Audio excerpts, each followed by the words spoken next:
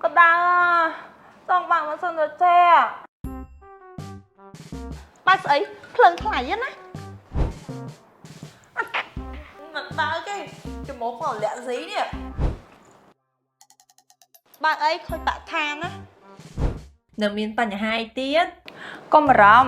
ជាមួយនឹងម៉ាស៊ីនត្រជាក់របស់ Breezeless E គឺមានគ្រប់យ៉ាងហ្មងជាមួយនឹងមុខងារសន្សំសំចៃឆ្លាតវៃផ្ដល់ភាពត្រជាក់ងាយស្រួលជាមួយនឹងផាសុកភាពខ្ពស់ សម្រាប់មុខងារសន្សំសំចៃឆ្លាតវៃរបស់ Breezeless E គឺមានអត្ថប្រយោជន៍ច្រើនខ្លាំងមែនទែនទី1គឺ Eco Mode ដែលអាចសន្សំសំចៃថាមពលរហូតដល់ 40% សម្រាប់ Eco Mode ធម្មតាវិញគឺអាចសន្សំសំចៃថាមពលរហូតដល់ 60% ហើយដែលកាន់តែពិសេសយើងអាចភ្ជាប់ជាមួយនឹង App Smart Home ដើម្បីគ្រប់គ្រងទៅលើថាមពលនៅក្នុងការប្រើប្រាស់ម៉ាស៊ីនត្រជាក់របស់យើងជាប្រចាំថ្ងៃក៏បានប្រចាំសប្តាហ៍ក៏បានប្រចាំខែក៏បានអញ្ចឹងយើងអាចដឹងថាតើភ្លើងយើងរាល់ខែហ្នឹងយើងចំណាយវារបៀបម៉េចទៅពីហ្នឹងទៀតម៉ាស៊ីនត្រជាក់ Breezeless E គឺមានមុខងារមួយមានឈ្មោះថា Cool Flash ដែលអាចផ្ដល់ភាពត្រជាក់បានលឿនជាងមុនរហូតដល់ 20% ហើយ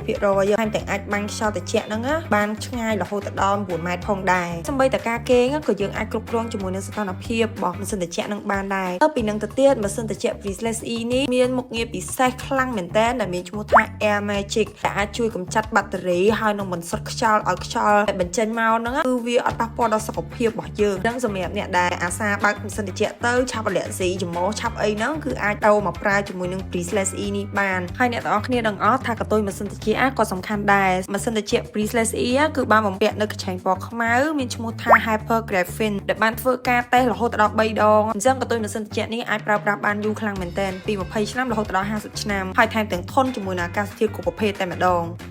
trong vòng sân để chẹt mén ba cứ